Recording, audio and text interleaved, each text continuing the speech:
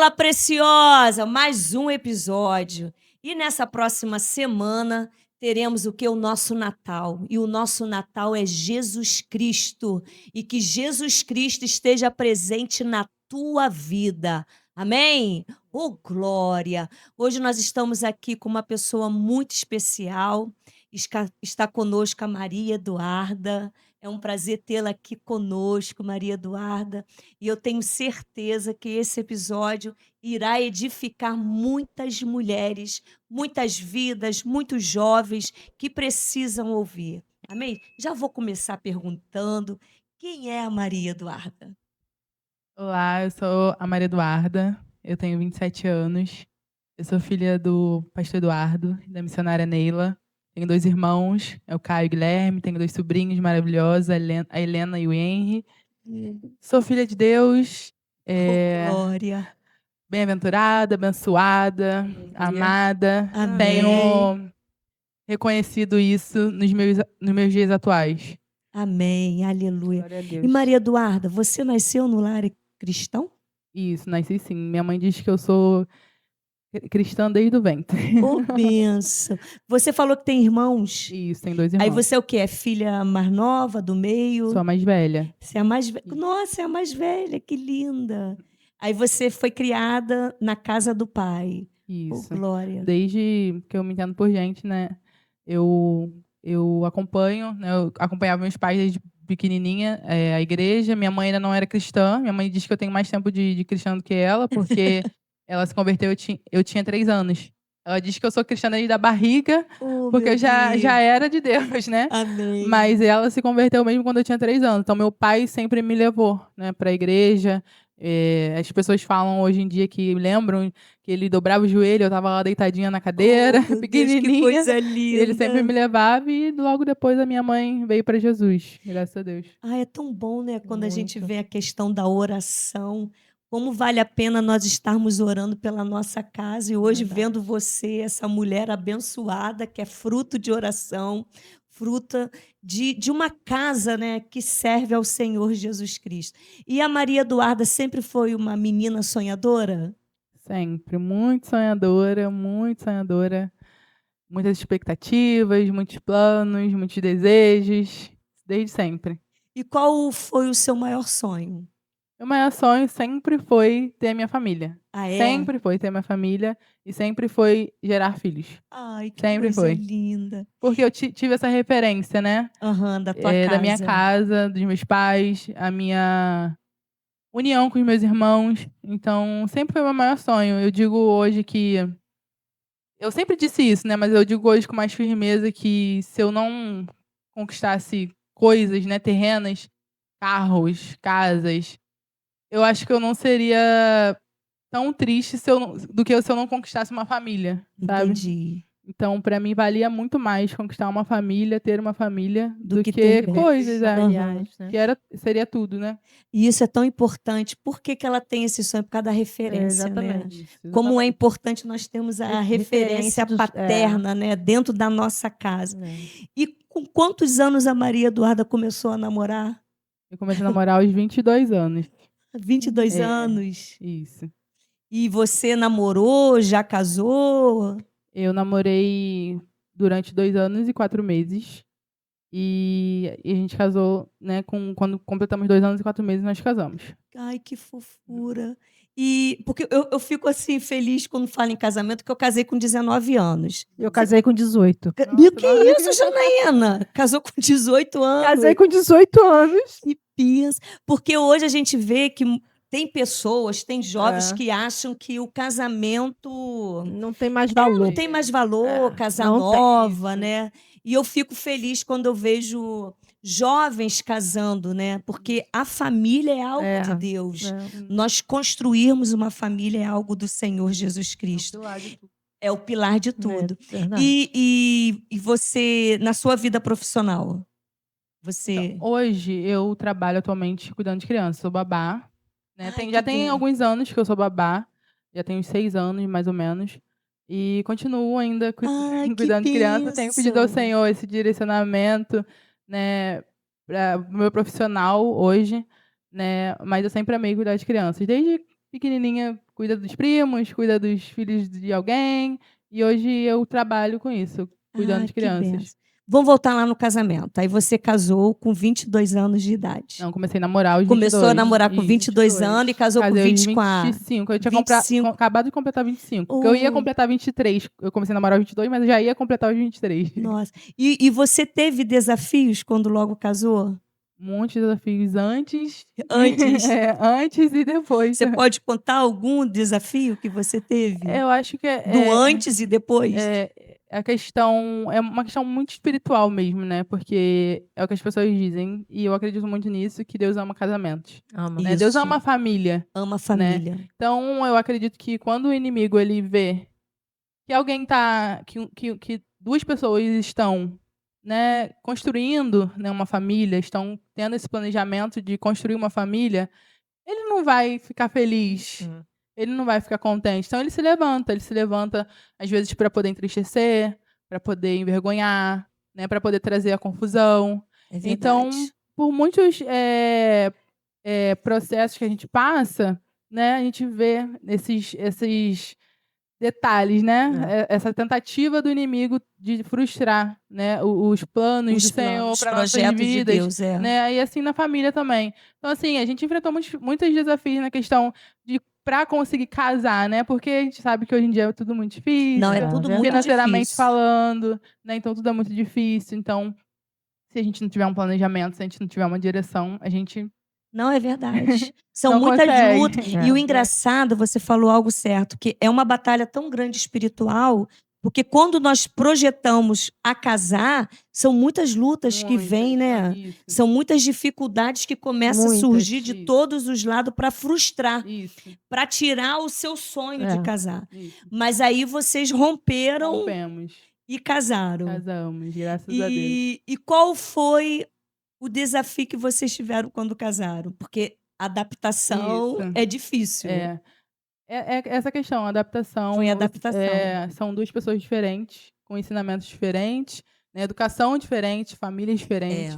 Eu venho de uma família, né, ele veio de outra família. E você conseguir conciliar isso e entender o outro, né? Ouvir o outro e saber que existem as diferenças e que tá tudo bem. É verdade, Verdade. é isso Tá tudo mesmo. bem, existem diferenças, mas dentro dessas diferenças a gente precisa, né, se ouvir, se entender, né? Porque senão não existe Diálogo, né? relacionamento, O nem diálogo do relacionamento casamento é muito casal, nem importante. É verdade. isso. Nem relacionamento nenhum vai existir se a gente não tiver uma concordância ali. Tem o meu ponto de vista, tem o seu, Não, mas tem é que ter uma verdade. concordância, É. né? Não, mas Então, é essa questão da adaptação, né? Eu tenho as minhas vontades, você tem as suas, mas a gente tem que sentar e saber o que é melhor para os dois, né? Então, é mais nessa questão da adaptação mesmo. eu tô casada há 32 anos. Jesus, parece que você está sempre tendo adaptação. Você tem quantos anos de casado? 31, fiz agora, dia 10. Porque você está sempre se adaptando, tem que estar renunciando, tem que para Isso. se adequar, né? Isso. E como é que foi? Teve mais desafios? Qual foi o maior processo que você passou? Hoje, olhando, né, para tudo que eu passei, né, todo esse processo, eu vejo que eu fui, como eu falei no início, né, eu sou bem-aventurada. Fui muito abençoada quando o Senhor me colocou na família que Ele me colocou, né, nos meus pais, minha família base. E por eu ter tido essa referência de lar, né, não tive uma referência só de casa, eu tenho uma referência de lar. Né, então, acho que por isso esse meu grande Um sonho suporte, de né? ter uma família, sabe? E tendo essa referência familiar, né, como eu disse, eu sou bem-aventurada, sempre fui bem-aventurada. Eu consegui enxergar isso no meu casamento, né? Porque o meu esposo, o Lucas, ele foi um presente de Deus, sabe? Apesar de termos tido essa dificuldade, né? Porque eu acredito que seja normal, né? Como estávamos falando, da concordância, da adaptação. Isso aí. Ele era uma pessoa muito sábia, sabe? Ele tinha a tua idade? Isso, ele ia completar 28 anos em agosto. E ele sempre foi uma pessoa muito sábia. Até a gente conseguir, né, ali concordar as coisas, colocar no nosso ritmo, né? Porque tem isso, às vezes você tá brigando por uma coisa, e fica naquilo, não tem uma concordância, e você não sabe como resolver. E Lucas, graças a Deus, ele sabia o que ele queria e como que ele queria, sabe? Então, a gente conseguia fazer dessa forma, olha, não tá bom aqui, vamos sentar, vamos conversar. Exatamente. E é conversando, pontuou, acabou. Né? Então, eu digo assim, eu fui muito bem-aventurada no meu casamento, sabe? Porque Deus me deu uma pessoa que tinha visão do céu, que tinha visão de Cristo. E eu digo muito isso para os meus amigos, que eu fui amada como Cristo amou a igreja. Oh, glória, sabe? que coisa linda. Eu tenho essa referência de amor, sabe? Eu tenho uma referência de amor de Deus para mim. Eu tenho a referência do amor dos meus pais para mim. E eu tenho a referência de um amor de um marido, sabe? Então, por mais que teve os desafios, né? Como todo relacionamento tem. Eu olho hoje e vejo, nossa, como Deus me abençoou. Como Deus me abençoou. E eu disse até para o meu psicólogo que eu vejo que eu tenho mais a agradecer do que a reclamar. Mesmo com todas as lutas, com todas as dificuldades, com todo esse processo, eu tenho mais a agradecer do que reclamar.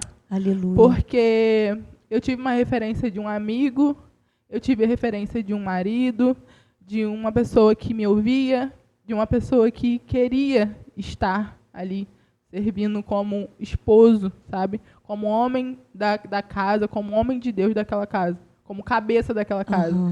Então, é isso, eu sou bem-aventurada. Aleluia. E quantos anos vocês ficaram casados? Nós ficamos casados 1 ano e 9 meses. Nossa. No dia que aconteceu o enterro dele, iríamos completar 1 ano e 10 meses casados. 1 ano e 10 meses. E você pode contar para nós o que aconteceu com o seu esposo? O Lucas, ele era atleta, né? Ele amava o esporte, era a paixão da vida dele. Todo mundo que conhecia o Lucas sabia que ele era apaixonado pelo esporte. Ele já havia tentado no futebol, não havia conseguido, por conta da idade. O futebol é algo muito criterioso, né? E ele se apaixonou pela corrida, né? Ele se tornou, né, um corredor. E desde quando a gente começou a namorar, ele já tinha essa essência, né, do esporte, sempre amor. E o Lucas, ele fazia as corridas dele todos os dias ele ia para correr, ele trabalhava um dia sim, um dia não. E nos dias que ele não trabalhava, ele corria com um grupo, e nos dias que ele trabalhava, ele corria sozinho. E essa corrida que ele fazia sozinho, ele fazia a maioria das vezes na BR, né? E no dia 8 de abril, né, ele saiu para correr. Desse ano? Desse ano. Dia 8 de abril desse ano, fez 8 meses agora. Nossa. E ele saiu para correr e não voltou mais, né? Foi, na verdade, um dia, uma virada, né, de dia muito estranha, porque meu sobrinho nasceu no mesmo dia que ele desapareceu. Nossa. Né? Na madrugada no dia que ele desapareceu, nessa madrugada, eu estava com a minha sobrinha, que é o irmãozinho desse que nasceu, né? Com a Helena. Minha cunhada tinha ido ao hospital, né, passando mal. A gente nem imaginava que ele fosse nascer, porque ele estava programado para o final do mês. E ele nasceu, né? Nessa madrugada foi muito, né, conturbada, os ânimos, as preocupações. E eu lembro de ir dormir, deitar, né, quase umas 3 horas da manhã. Eu falei com o Lucas, ele levantou, foi ao banheiro, me abraçou, porque eu estava muito nervosa por conta da minha cunhada, que a pressão dela tinha ido a 18, portanto. E eu estava muito nervosa. E ele falando para mim, não, calma, amanhã vai ser um dia bom, com boas notícias. E eu fui deitar, né? E ele tinha esse costume, às vezes, quando ele via que eu ia deitar muito cansada, ele não me chamava. Entendi. E eu tenho um sono muito pesado. Ele não me chamava. E nesse dia aconteceu isso, dele acordar e não me chamar. Ele foi correr, ele teria que voltar para ir trabalhar, e ele não voltou mais. E aí começa todo aquele, né, desespero, todo aquele processo de procurá-lo. Aí quando você vê que ele não voltou no horário que tinha... Isso. Eu lembro de acordar por volta de 7h30 da manhã. A primeira coisa que eu fiz foi pegar meu celular, porque eu estava nessa angústia, né, da criança, se nasceu ou não. Eu lembro que eu deitei e apaguei. E eu peguei meu celular, a primeira coisa que eu fiz foi olhar o grupo. Meu irmão tinha 3h25 da manhã, meu irmão tinha colocado a fotinha do neném que tinha nascido. E foi aquela alegria, sabe, de olhar, meu Deus, meu sobrinho nasceu. Eu lembro de responder no grupo. E automaticamente, assim, mudou o cenário. O A meu sobrinho alegria. nasceu e do nada Lucas não voltou. E isso já eram 7h30 da manhã, ele costumava voltar antes das 6h30, né? Pra se arrumar e sair Aham. antes das 6h30 pra trabalhar. Falei, estranho, o Lucas não voltou, ele foi trabalhar sem me chamar, né? Porque por mais que ele não me chamava pra ir correr, quando ele ia Aham. trabalhar, ele se despedia. E eu falei, gente, que estranho, ele não voltou. Só que eu vi as coisas dele, eu olhei assim pra frente da cama e tinha as coisas dele, a roupa, a mochila, tudo. E ali naquele momento já me bateu desespero. E eu sempre fui uma pessoa muito desesperada nesse assunto, Aham. sabe? Da pessoa sair, não voltar, porque eu tenho, né, um amigo que aconteceu isso com ele, dele falar que estava chegando e não voltar, então eu criei esse bloqueio, né? Aham. Então toda vez que alguém sai, eu fico meio assim. Sei. Meu Se não, Deus, se não fala, se não dá um avisa. retorno. Isso, o Lucas não tinha celular. Ele tinha acabado de ganhar um celular recentemente, acho que não tinha nem uma semana que ele tinha ganhado celular. Porque ele não ligava para celular. Então eu falo que o Lucas ele era muito estranho. Eu falava para ele, você é muito esquisito, você parece um idoso. Porque a vida dele era a igreja, o esporte, livros. Era isso que ele tinha para a vida dele e a família, né? E ele não tinha celular. Então não tinha como me comunicar com ele, não sabia o que tinha acontecido. E eu levanto por volta das 7h30, né? Fui na casa dos meus pais, que eu moro em cima da casa dos meus pais.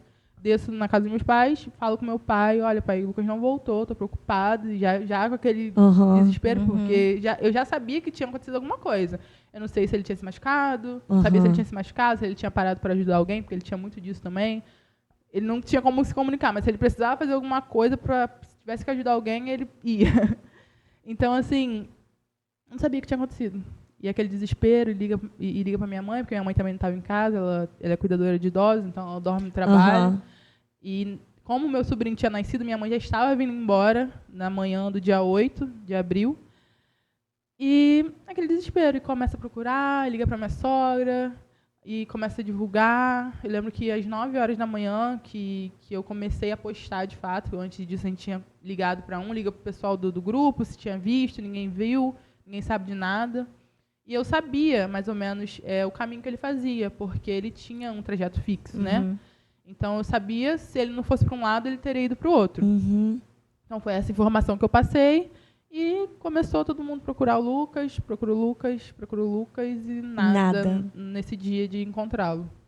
Meu E Deus. no caso, assim, vocês, nesse dia, no dia 8, vocês não encontraram. O que surgiu na mente de vocês de ir para a BR, para procurar? Como eu falei, como eu já sabia, né, que ele Percurso tinha dele, né? esse trajeto, a única dúvida que ficou é se ele tinha ido para o lado do Catarina ou se ele tinha ido para o lado de Niterói. Entendi, sim. Porque quando tinha a operação, o pessoal que corre, eles têm sempre um grupo, então eles sempre se comunicavam. Olha, tá tendo operação, não vem para cá. Ele não entrava, era sempre na BR, Sim. sempre na pista mesmo, no acostamento. E eu postei, eu falei, gente, eu acredito que ele tenha ido pro Catarina, porque eu não sabia como é que estava a situação. Eu falei, eu Sim. acredito que ele tenha ido pro Catarina. E todo mundo começou a postar que era o Catarina. Né? Então, as pessoas começaram a sair. O meu irmão, que tinha acabado de ganhar o neném, ele foi uma das primeiras pessoas, na verdade, que eu falei. Eu liguei para ele e falei, Caio, eu não quero te preocupar. Eu já desesperada, eu não quero te preocupar, mas o Lucas saiu e não voltou para casa. Eu preciso de ajuda. Você conhece alguém que tem uma moto? Porque eu não queria chamar aplicativo, porque eu sabia que eles não queriam ficar rodando. Sim, Você conhece alguém que tenha moto, alguma coisa, carro, pra gente poder fazer uma varredura? Porque ele pode ter passado mal, porque eu não comia também pra sair. Então, meu primeiro pensamento foi, passou mal, caiu Desmaiou, no meio do mato e ninguém viu. Aham. Ou alguém socorreu, levou e ele andava sem documento também. Então, não sabíamos, né? Então, começamos a procurar, né? No sentido do Catarina. Né? E nada, nesse dia 8, nada. Vocês não encontraram ele no dia Não, 8? a gente encontrou ele no dia seguinte. E como é que vocês encontraram ele? Nós estávamos na delegacia, lá de Niterói, na DH de Niterói. E nesse dia, algumas emissoras, né, foram lá para fazermos as entrevistas, reportagens, né? E por volta de meio-dia, mais ou menos, o pessoal que estava ali com a gente na entrevista, o pessoal da corrida, os amigos da corrida, né? Os amigos dele da corrida estavam lá com a gente, eles estavam muito agoniados. Tinha uma menina, Rayane, e ela estava muito agoniada. Não, a gente precisa sair para procurar, porque não faz sentido a gente ficar aqui parado, esperando, porque já tinha se passado, né, um dia inteiro. A gente estava desde o dia 8 de manhã procurando o Lucas e nada. E não faz sentido a gente ficar aqui, vamos sair, vamos procurar, a gente vai fazer outra varredura. E por volta de, acho que umas 10 horas que eles saíram de lá da delegacia. E nisso a gente ficou lá, né, a família ficou lá para para fazer reportagem, continuar a reportagem.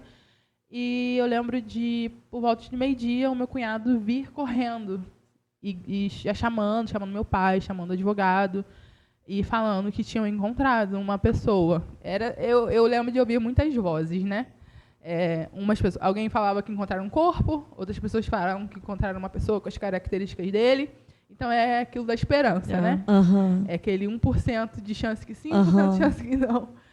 Então, e eu já entrei naquele desespero, porque eu queria saber, eu já comecei a perguntar como é que ele estava. Porque no dia anterior, no dia 9, a gente já estava rodando os hospitais, e eram muitas mensagens, muitas pessoas falando que tinham visto ele em algum lugar. Olha, deu entrada, 2 Lucas Celestinos no hospital tal, sendo que o Celestino não é um nome comum. Então, aquela esperança, Claro, né? com certeza. De você chegar e é a pessoa, não tem como não ser. E eu lembro, na manhã do dia 8, eu fui ao hospital com a minha tia, que ela me ajudou, né, de carro, e eu entrar no hospital e ter um rapaz muito parecido com ele, deitado na maca, muito parecido. E eu lembro de chegar e olhar e eu dar aquele respiro de encontrei, Alívio. sabe? E encontrei. E quando eu cheguei perto do rapaz, não era ele. Não era ele. E aí bate aquele desespero de, meu Deus, De novo. cadê ele? E aí, quando eu voltei ao hospital à noite, porque foi quando deram essa informação que tinha entrado 2 Lucas Celestino no hospital, o meu pai estava comigo. E ele teve a mesma reação que eu tive pela manhã. E eu falei para ele, pai, não é ele, não é ele. Então, foi algo muito conturbado. Eu falo que parece que eu vivi um filme. Parece que eu vivi um filme nesses 3 dias, né? Que é o dia que ele some, o dia que a gente encontra e o dia que a gente enterra. E no dia 9, né, que o pessoal estava lá, agoniado, e eles quiseram sair. E foram sair, e meu cunhado veio gritando, e começou aquela coisa. Eu lembro dos policiais, né, já saindo da delegacia. Muitos policiais, porque era um lugar, área, né, de tráfico, e poderia ser perigoso para a própria família que estava indo atrás para saber. E eu fiquei lá na delegacia, esperando, na esperança de chegar uma notícia boa, né? E, infelizmente, eu não consigo ainda dizer, né? Felizmente, eu sei que ele se encontra com Deus, que o Lucas está no lugar que ele sempre desejou estar, porque o Lucas, ele ansiava pela eternidade. Ele desejava isso. Nas nossas conversas, a gente sempre falava sobre o céu. Então, eu sei que ele está num lugar de descanso, sabe? Mas eu ainda não consigo falar É muito difícil. que felizmente, infelizmente, chegou uma notícia que a gente não queria, né? E eu lembro que eu fiquei sem celular, meu celular desligou, da minha sogra, meu cunhado pegou, da minha mãe também descarregou. E nesse meio tempo, as pessoas já começaram a postar foto de pesar, né? A notícia do pesar. E eu falei, meu Deus, que bom que eu não tava com meu telefone, porque verdade. eu fiquei ali até o último minuto esperando uma notícia boa, sabe? Eu lembro que eu passei mal, eu desmaiei, e lembro da minha sogra só parada e chorando. Ela não tinha uma reação, minha sogra só ficava sentada e a lágrima escorrendo. Então, como eu falo, parece que eu vivi um filme. E aí, quando os policiais chegaram, eu acho que era por volta de 3 ou 4 horas da tarde que a gente foi ter essa notícia, né? E eu lembro que o policial chegou e eu perguntei como é que ele tá. E agora, como é que eu vejo ele? Aí ele falou assim, eles vão encaminhar o corpo. Quando ele fala assim, eles vão encaminhar o corpo, eu ainda fiquei tentando entender, né? Que corpo? Como assim corpo? Eu fiquei tentando entender. E aí ele veio e entregou o relógio do Lucas. Ele perguntou, esse aqui é o relógio dele? E aí, naquele momento, eu entendi, né? Que tinha acabado, né? Que ele tinha, de fato, partido, né? E começou todo esse processo, né? Do luto e dos questionamentos. É difícil né? demais. Todo esse processo que ninguém quer viver. Não.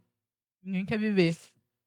E ele foi atropelado, né? Isso. E aí, na semana seguinte, a gente descobriu que tinha sido, de fato, um atropelamento. Quando encontraram o corpo, já começou, né, a sair essas notícias que tinha sido atropelamento, porque ele não tinha ferimento nenhum de tiro, de outra possível causa, né? Então, foi um atropelamento. E aí, na semana seguinte, constataram que tinha sido atropelamento. Na verdade, quem achou ele foi a polícia ou foi família?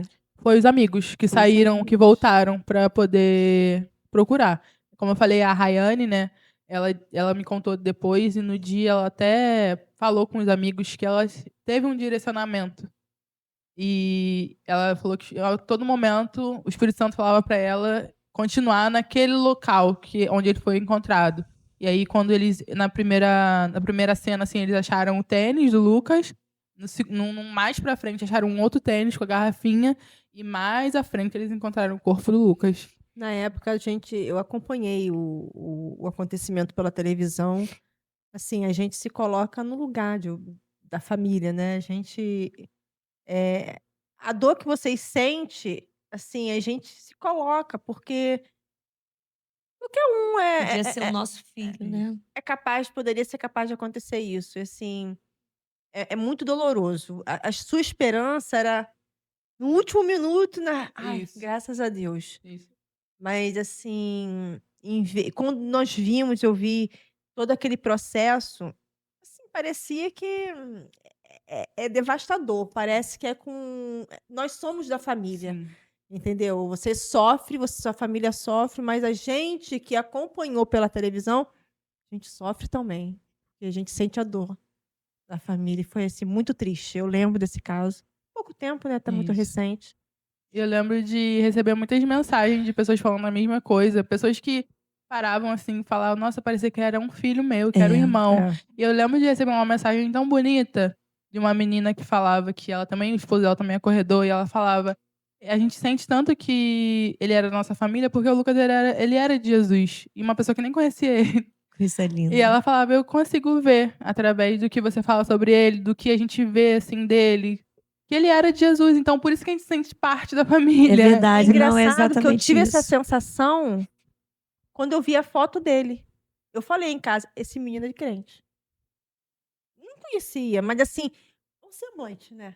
O semblante de É um o brilho do crente é Espírito diferente. Santo, né? Eu comentei em casa, esse menino é crente. E agora você confirmando, né? E assim, nada do que você está falando desde o início sobre o suporte da família, né? Porque eu sei que deve, quer dizer, está sendo ainda muito difícil, porque está muito recente ainda. E o que tem feito você a seguir em frente? Hoje, né, depois de 8 meses, porque é muito difícil. É difícil. Como eu falei, eu fui criada, nascida, né, e criada no Evangelho. E desde sempre eu aprendi sobre Deus, quem Deus é, sobre a fé, né, sobre as promessas. Só que quando você passa por uma provação, por uma dor, você entende que você ter fé não te Limita de ter a a dor. sofrer, Uhum. né? E com o tempo a gente vai adquirindo essa maturidade, né? De entender que aqui é só um caminho, sabe? E como eu falei, a minha base, né? Minha família base. Eu aprendi muito com meus pais. Muito com meus pais. Meus pais mostraram a vida inteira que eu tenho nos meus 27 anos. Eles mostram o caminho, sabe? Pra mim e pros meus irmãos. Então a gente sabe quem Deus é. A gente sabe que aqui não é casa. Que aqui é só o caminho. É uma passagem. É só uma né? passagem. E depois do Lucas, né? Quando o Lucas aparece na minha vida, ele é essa pessoa que me faz. Porque eu lembro que antes de namorar, de fato começar um namoro sério, eu tinha muito medo. Meu Deus, eu tenho muito medo de morrer e de não ter um casamento, de não ter filhos, sabe? De não ter coisas, assim, de não viver momentos. E depois dele, ele era tão apaixonado, sabe, pela eternidade. Ele era muito apaixonado. Eu falo isso hoje, as pessoas ficam, meu Deus. Parecia que ele já estava anunciando. O Espírito Santo falava pra ele, sabe? Porque ele falou pra mim quando a gente namorava. Ele falava, amor, o Espírito Santo diz pra mim que eu não vou morrer velho. Nossa. Eu não vou morrer velho. Eu ficava repreendendo ele. Falava, você tá doido? Você é saudável, atleta. Come bem, se exercita, se cuida. Como assim você não vai morrer velho? Ou você. Aí cheguei a falar pra ele, ou você vai ter uma doença muito grave, que você tem que morrer do nada, assim, ou você vai sofrer um acidente, porque não é possível. Eu ficava repreendendo ele. E hoje eu entendo algumas coisas que ele falava, sabe? Eu começo a entender, assim, com clareza. ele falava pra mim que... E foi uma coisa que eu repeti várias e várias vezes durante todo esse processo, que ele não queria ter uma morte inútil. Ele queria deixar um legado. Ele sempre falava isso pra mim. Deve ser horrível morrer e ter uma morte inútil. Eu quero deixar um legado, eu quero deixar algo. E o Lucas, ele se foi e ficou esse legado, sabe? Ele se foi e eu recebi muitos testemunhos de pessoas que voltaram pra Jesus através do que aconteceu com ele. Meu Deus. Nossa. Sabe? E eu acho que isso me consola. Eu falo pra Deus, é isso, Senhor. Foi por isso, não amém. Propósito, né? Se foi por isso, não amém, Senhor. Com muita dificuldade eu falo isso hoje. Mas eu falo, se for por isso, então amém, porque eu falo isso pra mim mesmo e repito. Eu não quero passar a minha vida inteira sofrendo porque o Lucas não tá aqui, porque ele nunca mais vai voltar. Eu falo pra Deus, se eu tenho um propósito, então o Senhor me leva a viver esse propósito, porque é isso que vai fazer sentido na minha vida. É o que vai fazer eu ver sentido, né? Então, quando eu olho pro Lucas, quando o Lucas aparece na minha vida, ele acrescenta, né? Essa questão da eternidade, do céu. Ele era muito diferente. Todo mundo que esbarrou com ele vai dizer a mesma coisa. Que ele era muito diferente. Eu falava, você é doido, você tem algum problema. Eu falava, você tem algum problema? Você não é normal. Porque ele era assim, ele falava pra mim, amor, eu posso conquistar tudo nessa terra. Mas se eu não perder o céu, o que adianta? Meu Deus, isso é muito O forte. que adianta? Ele tinha planos, ele tinha sonhos, ele queria fazer a nossa família vencer, né? Sair de um cenário e ir para outro. Ele queria muito, mas ele falava para mim, nada disso importa, né? Então, e tem um louvor que a gente louvou no funeral dele, que se chama É Ele, né? E nos últimos dias de Lucas, ele estava impressionado, apaixonado por esse louvor. Nossa. E aí, eu, honestamente, hoje eu ainda não consigo ouvir, sabe, esse louvor. Toda vez que eu chego em um lugar que tá tocando, eu tento fechar meus ouvidos porque me lembra o momento, sabe? Mas eu ouvindo, né, e eu fico pensando, porque o louvor fala, é ele, por ele que eu estou gastando a minha vida, perdendo tudo com amor e com alegria. E se a gente não perde tudo, né? Porque tudo que a gente tem é nada sem Jesus. Porque Jesus é nosso tudo. Verdade. Se a gente não perder com alegria, e o louvor fala, perdendo tudo com amor e alegria, dono dos meus dias. E o Senhor foi o dono dos dias de Lucas. O Senhor contou todos os dias dele. Então ele louvava esse louvor com tanta emoção assim dentro de casa. E eu lembro até de perguntar a ele, né, sobre esse louvor, porque às vezes eu tinha umas falhazinhas de interpretação e ele me ajudava muito. Ele fala, não, é isso, isso e isso. E ele decifrava, sabe, o louvor da forma que ele entendia, e era uma coisa tão bonita de ver. Eu falava pra ele, você não tem medo de morrer, não? Ele falava, não. E quando eu tinha esses momentos de desespero, como eu falei no início, que eu era bem desesperada, que às vezes, por exemplo, ele saía sem telefone e voltava, às vezes, 10, 20 minutos, né, fora do horário, eu já tava assim, meu Deus, aconteceu alguma coisa. Aconteceu alguma coisa. Ele chegava, às vezes, eu tava chorando. Aí ele falava pra mim, amor, por que você tá assim desesperada? Quando tiver que acontecer, quando chegar a minha hora, vai acontecer. Nossa. Aí eu falava pra ele, se acontecer alguma coisa, eu vou sofrer, eu vou entrar em desespero, eu vou entrar em depressão, meu Deus, não posso passar por isso. Ele falava pra mim, você vai sofrer, vai chorar por quê? Por inveja, né? Porque eu vou estar com Cristo. Meu Deus. Ele falava isso pra mim, sabe? Você vai chorar por quê? Por inveja, né? Porque eu vou estar com Cristo. E é uma das coisas que hoje eu tento tirar, sabe, algum entendimento, porque como eu digo que eu sou de Cristo, eu amo a Cristo. Jesus é a melhor pessoa do mundo, Deus é a melhor pessoa do mundo.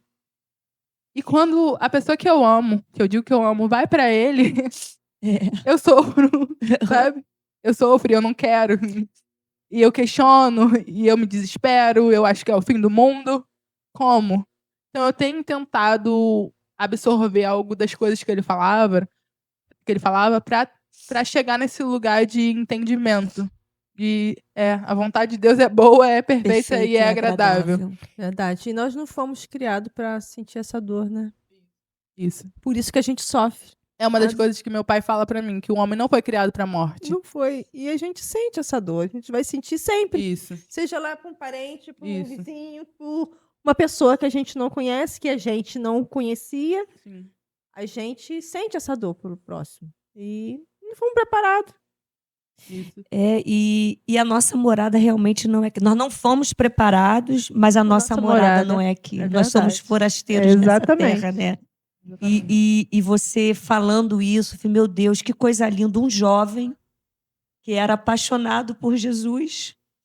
E hoje a gente, por tanta pouca coisa, a gente nega Jesus. verdade. A gente renuncia o amor de Jesus. Né? E a gente vê que o Lucas, ele amava Jesus. E hoje ele está em Cristo. E eu acho que esse é um grande desafio, porque quando a gente fala do amor de Jesus, a gente tem que viver esse amor. Verdade. E é esse processo que você está passando, de ter que viver esse amor de Jesus Sim. e de crer que tudo aquilo que foi nos ensinado, que foi nos direcionado e até mesmo vivenciado pela vida dele, É. né? Que é um grande testemunho. Oh, aleluia, exaltado é o nome do Senhor. E Eduarda, e assim, você já pode falar quem tem uma Eduarda antes, uma Eduarda depois desse processo. Assim, eu li uma frase esses dias que dizia exatamente isso. Eu não sou aquela, né, de antes. Eu sou a que tá sobrevivendo depois, né? A que tá vindo depois. Eu, antes de chegar até aqui, eu já tinha recebido alguns convites, né? Por volta, quando eu tinha uns 3 ou 4 meses do falecimento dele, eu tinha recebido alguns convites e eu acredito muito que seja por conta dessa minha postura, sabe, de encarar tudo isso, as pessoas, de alguma forma, se identificaram ou tiveram esse interesse de como que ela tá conseguindo, né? E eu lembro que quando tudo aconteceu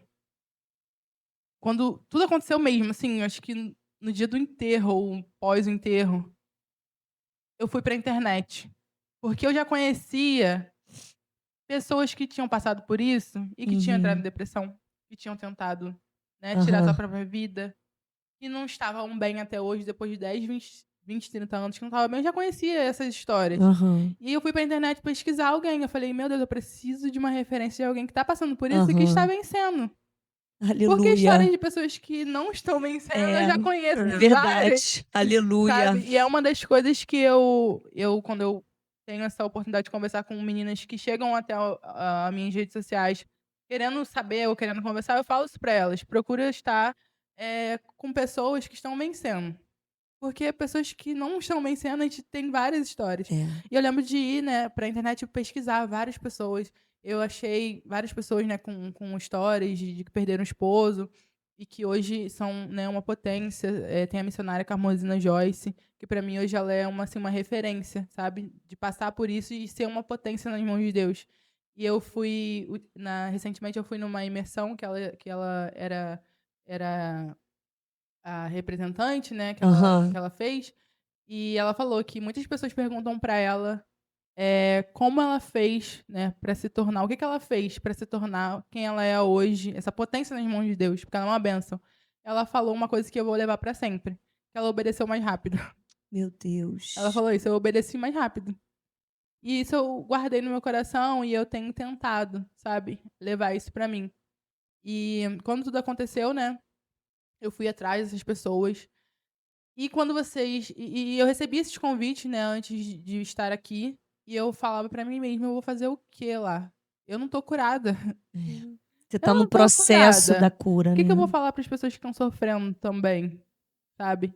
E aí passou alguns dias, eu fui à igreja, eu estava no culto e eu vi claramente o Espírito Santo falando pra mim que ele tinha pressa, que Deus Meu tem pressa, Deus. sabe? Aleluia. E eu vi claramente isso, o Senhor falando que ele tem pressa.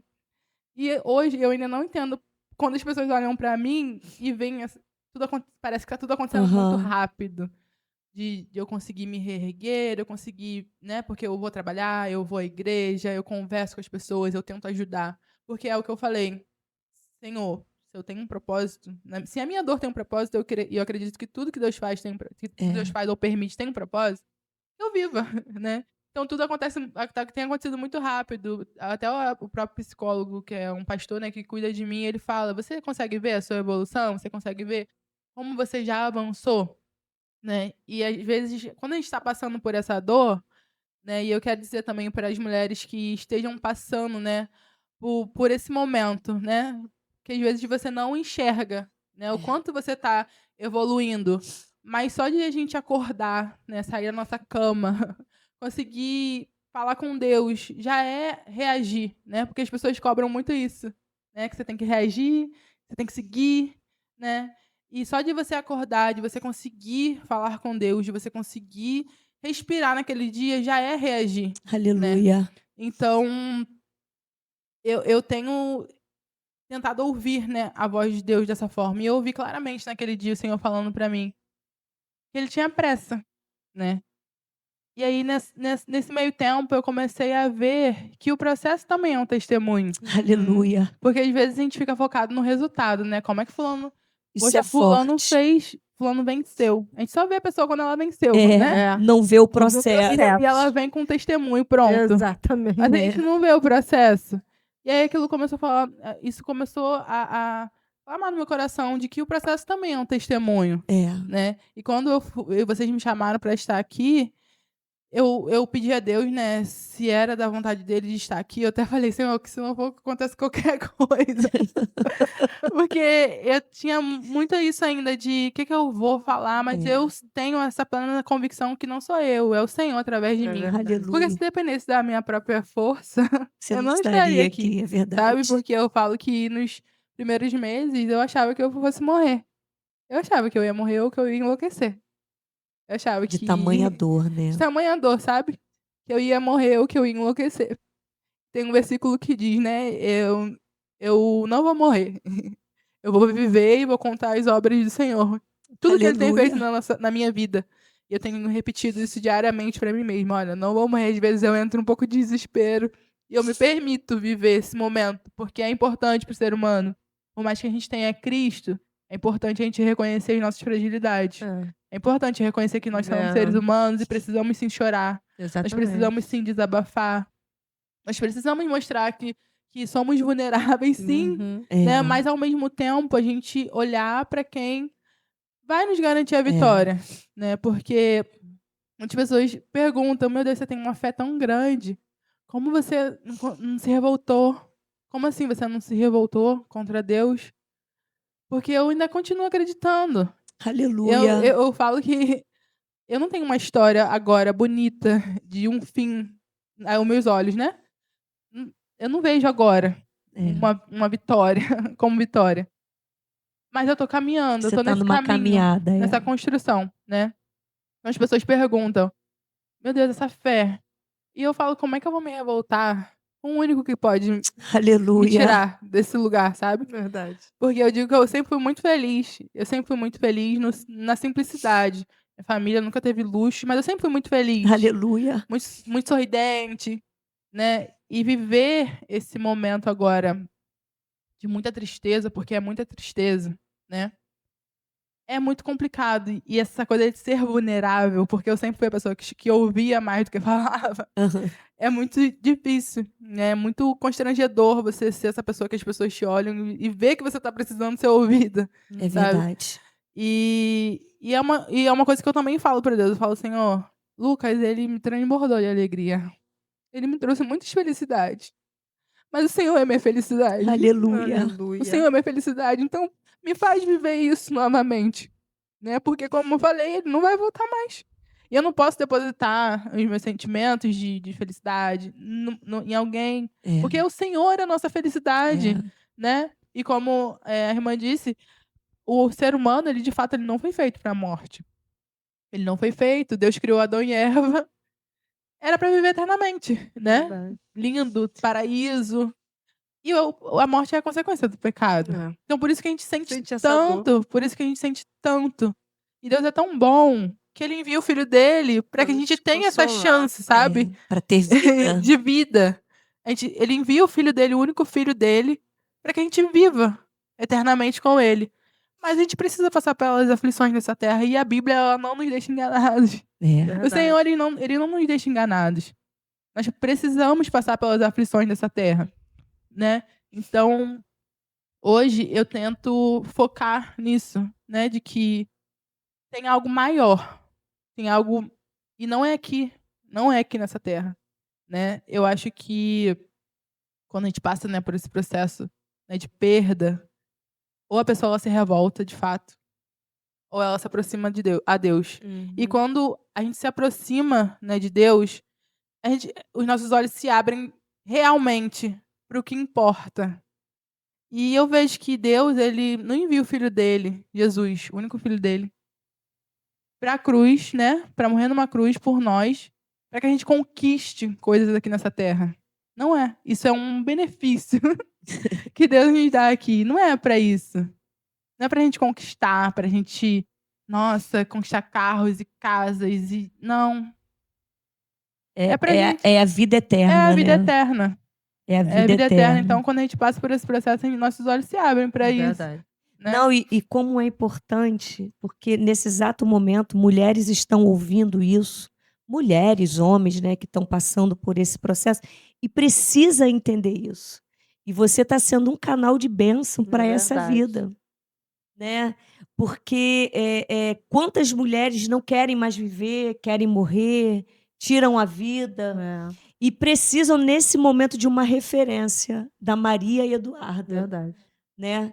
E eu queria que você falasse mais um pouco para essa mulher aí. Deixa um recado para ela. Eu sei que você já direcionou algo, mas eu queria que você direcionasse mais algo para essa pessoa que nesse momento quer tirar a vida, que nesse momento não quer nem mais saber de Deus, que se revoltou contra o Senhor Jesus. Eu tenho lidado com vários tipos de pessoas, né? Pessoas que entendem o processo, esse processo, e que se identificam. E pessoas que não entendem e que não acreditam que seja possível. Ou você sofre, ou você não está sentindo nada. É verdade. Né? Se você não sofre o suficiente, se você não se revolta o suficiente, é porque você não está sentindo tanto assim. Uhum. Né? E eu quero dizer, né, para as pessoas que estão me ouvindo, seja mulheres ou, né, homens, que a dor, ela nos leva para perto de Deus, sim. Ela nos aproxima para perto de Deus. Né? Só que às vezes a gente não quer passar. A gente não aceita. Mas como eu falei, o Senhor enviou o único filho dele, para morrer por nós pecadores. Ele não tinha pecado, ele não tinha culpa, ele não tinha nada. E ele enviou o filho dele, o único filho. E quem somos nós, né, pecadores, para não querermos passar, né? Porque a gente não quer perder, É verdade. a gente não quer sofrer, a gente não quer sentir nada. Mas é esse entendimento que eu tenho hoje, que aqui não é casa, aqui é só o caminho. E se a gente não focar que existe uma eternidade, que existe um propósito para essa dor, que essa dor vai ser direcionada, né, a Cristo, porque ele é o único que pode nos tirar do fundo do poço.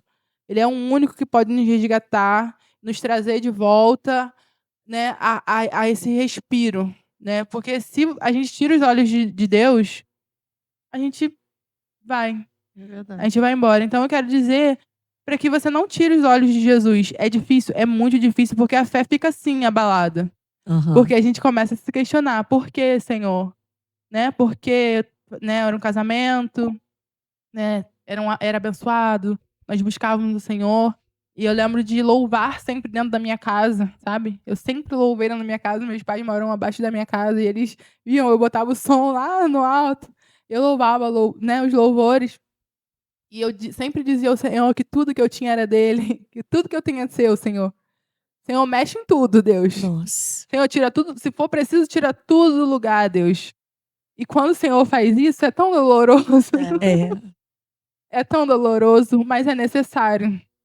É necessário. A gente não entende o Não agir de entendemos. Deus, né? A Não gente vai entender entendemos. depois de muito tempo. Outras pessoas, assim, logo em breve a gente vai conseguir entender. A própria palavra de Deus diz, né? Hoje tu não entendes o que eu faço, mas amanhã tu entenderás. Mas é difícil hoje. É difícil. muito. Ai, Senhor. E por isso que é tão importante a gente não tirar os olhos do Senhor e da eternidade. Né? E como eu falei, o Lucas ele era muito apaixonado pela eternidade. A gente sempre conversava, né, sobre isso. Meu Deus, como que será, né, a volta do Senhor? E vai demorar quanto tempo, será? Porque as coisas, a gente vê o mundo, né, tão Aham. bagunçado, as coisas acontecendo tão rapidamente, né? E tudo se parece, né, parece não estar se cumprindo conforme a Bíblia diz. A gente sempre tinha essas conversas, né? E hoje eu consigo olhar, né, com mais, né? Não só pelo Lucas, mas eu acredito que seja muito o Espírito Santo me impulsionando a isso. A Aleluia. entender que a minha vida não se limita a essa terra. É verdade. A minha vida, a sua vida não se limita aqui, sabe? Nada do que você conquistar aqui se compara à eternidade que nós teremos com Cristo, Verdade. né? E eu recebi uma pergunta de uma menina, ela perguntando, será que a gente vai continuar a nossa vida aqui, da terra no céu? Minha mãe vai ser minha mãe, seu esposo vai ser seu esposo. E eu tenho o entendimento que quando a gente chegar lá, a gente não vai nem querer saber de como era a nossa vida aqui. Agora. Ah, Então, será né? tudo novo, Não vai novas nem querer vestes, saber. Mistério, né? E o céu é algo tutelador, tão, não tem tristeza. lindo, é tão impressionante que não. É muito mistério. E uma coisa que eu falo e eu repito, ninguém quer voltar. Não, ninguém quer. Ninguém quer voltar, sabe? O céu é algo que a gente não consegue É. mensurar. Só quem fica que sofre, Só a mas gente quem que sobe não quer mais Exatamente. descer. Verdade. Maria Eduarda, por esse testemunho, a gente vê que o Lucas realmente era apaixonado por Jesus, né? Ele amava o Senhor Jesus, ele tinha uma intimidade com o Senhor Jesus. Você acha que ele sentia que Jesus já estava chamando ele? Que Jesus já estava falando com ele? Que ele ia morar no reino celestial? Então, é uma das coisas que eu e minha sogra conversamos muito, né? Porque ela fala, a gente não sabe quais eram as conversas que ele tinha, né, com Deus. E 2 semanas antes do falecimento dele, uma conversa que ele estava tendo com os meus pais, né, sobre Jesus, e a gente sempre conversava muito sobre isso. Meus pais gostavam muito de ficar brincando com ele, Jesus está voltando, o anjo vai passar. E numa dessas conversas, nessas 2 semanas antes, eles estavam conversando sobre isso. E a minha mãe e meu pai falam que nesse dia foi feita essa pergunta: se Jesus voltar, você sobe, você vai e você está pronto? E minha mãe e meu pai falam que ele respondeu de uma forma muito diferente, muito Nossa. convicto, sabe? Eu tô Meu pronto. Deus. Se Jesus voltar, eu tô pronto. Aleluia. E era uma coisa que ele sempre falava. Ele sempre falava isso. Ele sempre teve essa convicção que se Jesus voltasse, ele estava pronto. Porque é isso, é ansiar pelo céu, ansiar pela eternidade, saber que você está aqui nessa terra, que você precisa, sim, trabalhar, que você precisa, né, viver e desfrutar também, mas saber que tem esse lugar. E é o melhor lugar, de É fato. verdade. E é para lá que a gente tem que buscar, que tem que focar de estar, né? E ele tinha, sim, essa convicção, né, de que o céu era a casa dele. E minha sogra fala que ele não era dessa terra. Ela fala, meu filho não era dessa terra. Meu Deus. Ele nunca foi daqui. Eu lembro que na segunda-feira, né, a gente, nos afazeres, né, e nessa segunda-feira também foi o dia que tudo ficou muito diferente. Porque foi o dia que minha cunhada passou mal e o neném estava prestes a nascer. E foi tudo muito diferente porque a gente sempre fazia tudo junto e nesse dia ele foi fazer tudo sozinho. Ele comeu sozinho, porque eu estava com minha sobrinha. Ele comeu sozinho, ele foi tomar banho sozinho. E nesse momento que ele estava no banheiro, ele começou a marchar. E era uma coisa que ele fazia muito. Uhum. Ele começou a marchar dentro do banheiro. E aí eu brincando com ele, falei, Varão, tá tudo bem aí? Ele foi e me chamou. Eu fui, olhei, aí ele falou assim, amor, o Espírito Santo tá mandando dizer que está enviando providência. Meu Deus. Nossa. E aquilo, naquele momento, a gente começa a festejar, né? Porque A nossa providência... interpretação é uma, né? Isso, a providência é sempre algo muito bom, é alguma conquista, é algo que a gente está desejando, Uhum. ou algo que a gente está necessitando, Aham. né? E eu lembro de ficar muito feliz, ele também, ele falando em línguas dentro do banheiro, e a gente começou a Aleluia. conversar e na terça-feira tudo acontece. Meu Deus do Nossa. céu. E aí você começa a se questionar, que providência é essa, Senhor? Que providência é essa, né? E hoje, eu entendo que essa providência é o cuidado de Deus Uhum. na minha vida, na minha família. É o Senhor não me abandonar, sabe? Ele já estava me preparando, porque um mês e meio antes, Eu crio, né, sempre, desde de quando a gente namorava, eu crio esse conteúdo para a internet, de rotina Aham. e tudo mais. E eu sentia que o Espírito Santo estava me movendo para um outro lado, sabe? Para trazer mais sobre ele ali, para falar sobre ele, para me tornar disponível, né? Para ele Ao fazer Senhor. algo através da minha vida. E numa conversa, ele tinha me dado um livro, né, chamado Mulheres Improváveis. E nesse livro fala sobre, né, as mulheres que o Senhor quer levantar nesse tempo.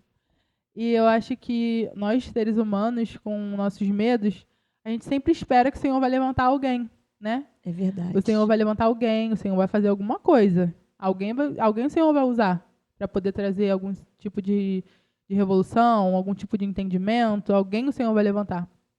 E nesse dia, a gente conversando, esse livro me abriu muito a mente, porque eu entendi que o Senhor podia, né, me usar. Se eu me tornasse disponível, o Senhor pode nos usar se nós nos tornarmos disponíveis, né? Nos disponibilizarmos para que Ele venha usar a nossa vida para a Aham. glória dele.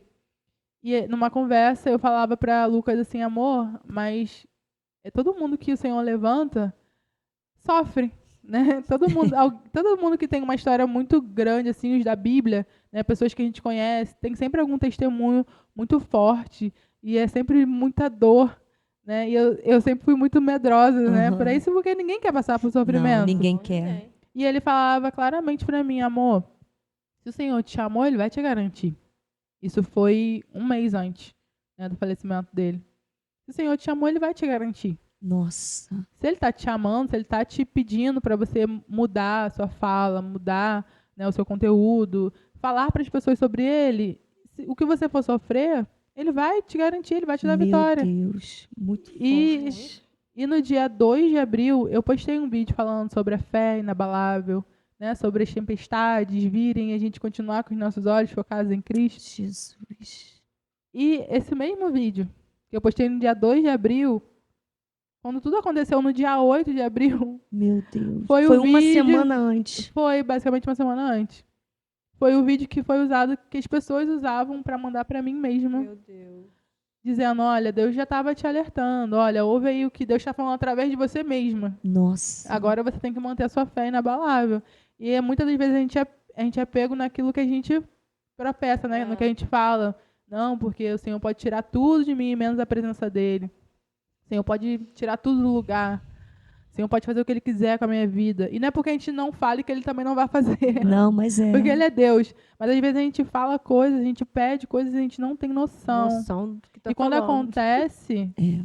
a gente se questiona, né? A gente culpa. Mas a gente tem que entender que há um propósito. Há um propósito nisso tudo. Então, sim, o Lucas ele tinha essa convicção e acredito que o Senhor também estava me preparando. Porque tantas das coisas que a gente conversava, tanto do que eu vivia assim com ele, e era sempre algo muito celestial, sabe? Aleluia. Era sempre algo muito sobre céu, sobre eternidade, sobre esses anseios. E o interessante é isso, né? Que é no momento da dor que é onde a gente tem que colocar em prática aquilo tudo que nós falamos, né? E você falou o quê? Que as pessoas Começaram a me enviar te o enviar meu próprio as vídeo. mesmas, a mesma postagem, né, que você Isso. enviou. Isso. Nossa, Naquele isso é muito momento, forte. naquele momento, fica assim, eu preciso de fato, mostrar que eu creio nesse Deus, não mostrar, mas crer, né, verdadeiramente nesse Deus, ou E a gente tem que entender que é no momento da dor que a gente está sendo forjado Isso. também, né? é no momento da dor. No momento de uma perda. E eu sei que muitas pessoas têm vivenciado isso e ficam perdidas, né? Não conseguem entender. Muito difícil, né? É muito difícil. Pode falar. Eu me recordo, né, eu estava conversando com a minha mãe e a gente falava sobre a mulher de Jó, né? Porque muitas pessoas falam sobre Jó, a fé inabalável que ele teve, e Jó, de fato, um homem íntegro, reto, e É. Deus deu o testemunho dele. É verdade. Mas as pessoas citam a mulher de Jó como uma mulher louca, né? Como uma mulher tola, né? E hoje eu me coloco no lugar da mulher de Jó. Porque imagina você ter que enterrar 10 filhos. Eu perdi o meu marido. É. Eu não digo nem que eu perdi, eu devolvi. Aham. Porque eu não perdi. Nada do que eu tenho nessa terra é meu. Aleluia. Eu devolvi o Lucas para Cristo. Então imagina você ter que enterrar 10 filhos. Você vê o seu marido sofrendo à beira da morte. E você ainda tem que ser sensata. É porque tem pessoas que não entendem, gente. Existe o momento da dor, da perda, Sim. tem o momento do luto, tem o momento do choro, É e tem que verdade. entender. E a Bíblia diz que existe tempo para todas as coisas. Para todas as coisas. Tem tempo de tudo, de chorar, tem tempo de sorrir, tempo de todas as coisas. E eu creio que hoje você pode estar chorando, assim como eu, tenho meus momentos de choro. Mas também vai chegar o tempo de sorrir. Porque eu creio num Deus que ele pega o acontecimento mais caótico da nossa vida e transforma numa grande vitória, num grande testemunho. Aleluia. E é como eu disse e repito, para não tirarmos os olhos de Cristo. Porque Ele é o Deus, Ele é o único Deus que vai transformar a nossa dor em testemunho. Ele faz da nossa dor um jardim lindo, né?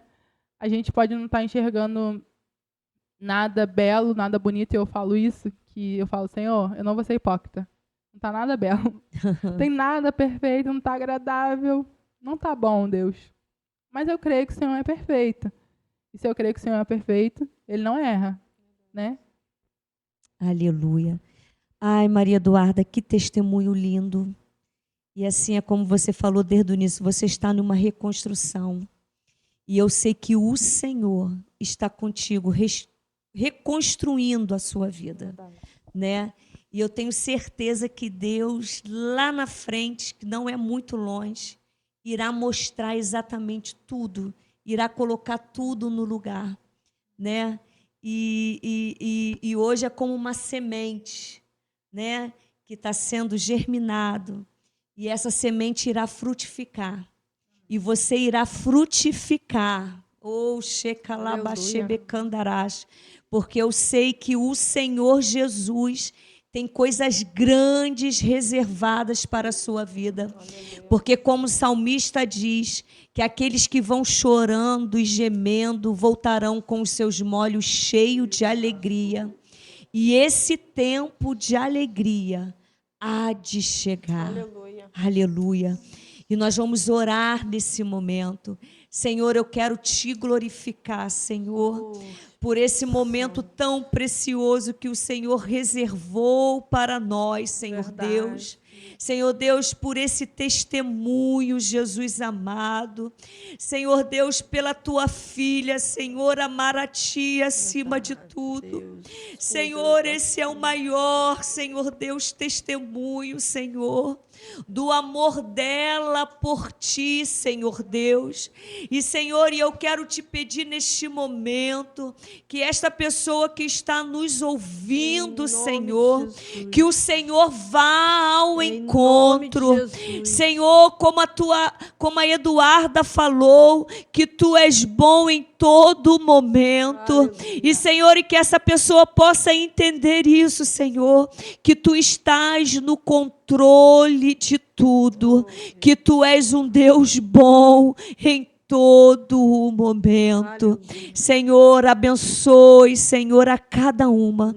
E que essa manhã, Senhor, seja uma manhã de renovo, que seja uma manhã de alegria, que seja uma manhã de restauração e de restituição.